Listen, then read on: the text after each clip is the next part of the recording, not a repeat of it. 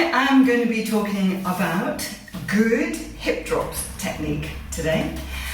So Sherry Rax asked me if I would do a quick video on hip drops technique.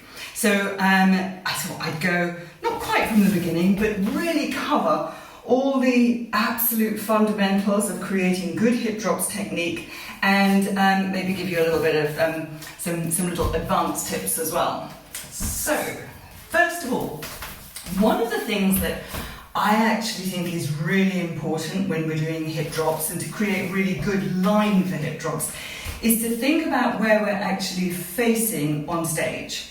Personally, I think we want to be facing the diagonal, rather than straight on. Now, you do get a nice thing going here, but I love to see a little bit of an angle with a dancer. So you get a nice kind of like curve of the waist, and you get sort of a nice line here. I always think that the diagonal is the most flattering place for a dancer to stand. So I almost always do my hip drops, particularly if they're big, kind of important hip drops, if you like, like right at the beginning of a section. I will always do it on the diagonal. Yeah, as I say, it's just a really nice flattering place for a woman to be. The other thing that is so important and is absolutely fundamental to having really good hip drops technique is not anything to do with the hips at all, it's the upper body. We need to make sure that we have a good upper body posture. That's the thing that I notice more than anything else, particularly with sort of more intermediate dancers or beginner dancers. They're so concentrated on the down here in the hips that they forget to make sure that they have a good lift up here, and so everything starts sagging. And if your focus is down here, and your rib cage starts to sag and your shoulders start to go down, and your arms will then be really, really heavy, and that's when they'll start to come down. And that's when you get this kind of a look, which, we all see, and we don't want to be doing it. So the first thing that I would say is actually get that rib cage lifted. I like to think about having the rib cage lifted but level, not kind of like stretched right up, but to be nice and level. That will automatically drop your take your shoulders back, and it'll be much, much easier to lift that upper arm and keep it up than if you're down like that. As soon as I do this arm feels really heavy, So keep the rib cage up, and that will help to keep the arms up. One of the things I like about being on the diagonal is that I can have this nice line of the hands, of the arms as well. So I think of this as kind of like classic hip drops line. Of course, you can take the hand down here, but I like to have the arm up here to create a nice long line. So, what about the actual hip drop? You want to make sure that the hip drop has a good up and down action. And this is something that I have to remind myself. It's too easy to think sometimes that we're really showing a hip drop. And then somebody said it to me in one of our undeniables online classes the other day, actually. She said, she looks back at her videos and thinks, I was banging out those hip drops and I could hardly see it. And I thought, I said to her, I know, I've done that myself, to be perfectly honest. We have to make sure that we have a good sort of a lift and a nice strong drop down, So don't make it too small, because the danger is that it won't get seen. So you want to make sure that you have a good kind of like pulling that up and dropping it down, and drop, and drop. Now, one of the things that you notice, if you're standing on one leg doing a hip drop for too long, the standing leg gets really, really tired. So I'm going to turn around here. I do want to be this side because I want you to be able to see in the mirror what's going on with this leg. So this leg here is pretty straight. One of the things that you can do to create a good strong hip drop is to squeeze the opposite buttock. So every time I go down, I'm actually squeezing this buttock. So this hip's going down, but I'm making sure that I keep a good squeeze here. And this knee is pretty straight. You don't want to lock it back because you don't want to jar that knee. So this knee is unlocked, but it is straight. If you lock it back, then you are going to jar the knee. So just be a little bit careful of that. So, our classic hip drop technique is drop, release, drop, release, drop, release, yeah? Or of course we can go 1, 2, 3, 4, yeah? That's another nice little hip drop to do. Forward, little way back, little way back, little way back. In which case, I am doing a nice little squeeze of the opposite buttock each time I go down, just to kind of stop it there so it's not too soft, yeah? Boom, boom, boom, boom. My own favourite little sort of hip drop combo, if you like. The way I like to do a hip drop, particularly, you know, at the big, there's very often a moment in the music where you've just got to bang out the hip drops. The music kind of like this, there's often a wait, and you feel yourself getting into position, and a rhythm called a maxim comes in, dum tack, tack, dum tack, dum tack. And that's the moment that you feel you've got to do a hip drop.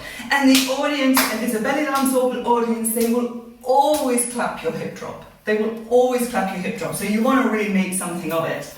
My own favourite way of doing that, come around this way, is to go drop, release, plie, release. It just gives a little bit of an extra boom, yeah? So drop, release, plie, release. Drop, release. A plie is a knee bend, so you can see I'm bending both knees. Go around the other way so you can see in here a little bit better. So I'm going drop, kick, and then I'm bending both knees and I'm coming back up with a kick. And can you see how my hip goes down, down, down, and down? So as I plie, that hip comes down. As I come up again, it comes up a little bit. Ready to do my last down with the foot release. Let me go back a little way so you can see that foot. So it's drop, release that foot, plie, and release that foot. Down, the hip goes down, down, down, down. So those of you who are less experienced, you know, if the normal kind of like double hip drop is a bit new to you, and you want to get used to doing that, what I would say is, just concentrate, in fact I'll show you face on. Just concentrate on the down of the hips. Don't worry too much about this foot, yeah? The foot is it's just coming up and it will kind of do it of its own accord, weirdly. It looks harder than it actually is. Once you get going, it's fine. Think of the first kick, that's fine, and then think about your hip. Just think about the hip and the foot will take care of itself, yeah? Just think about the hip, the foot will take care of itself. The other thing to watch out for is don't do this. I see that a lot, yeah?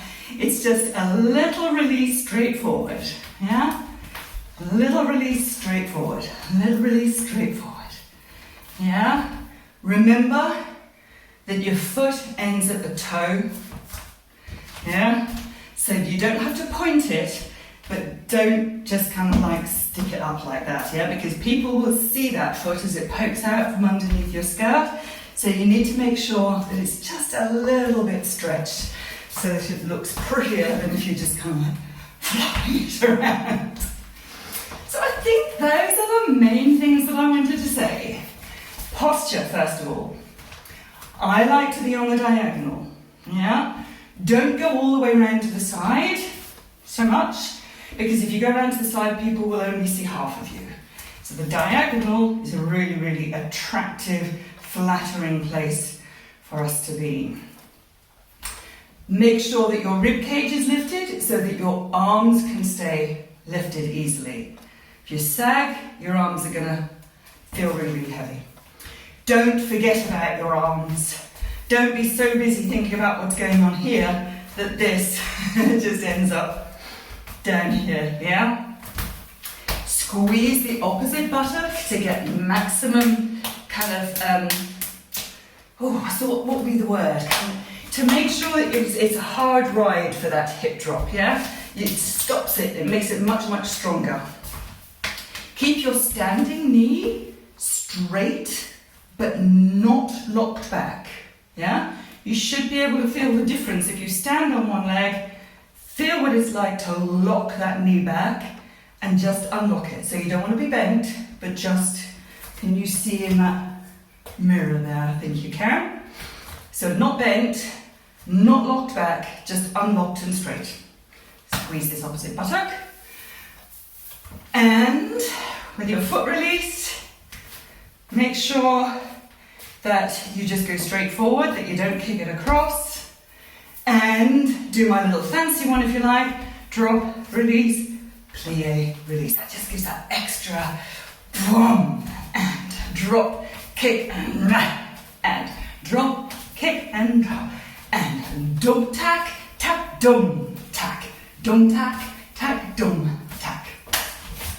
There you go. The other thing, as suggested by Carol Copson, is to make sure that you practice your hip drops on both sides, because, as I said earlier, first of all, you do get really tired if you do it on one side. But secondly, most of us find that the left side is much, much harder than the right side. Some of us reverse that. Some of us are left-sided.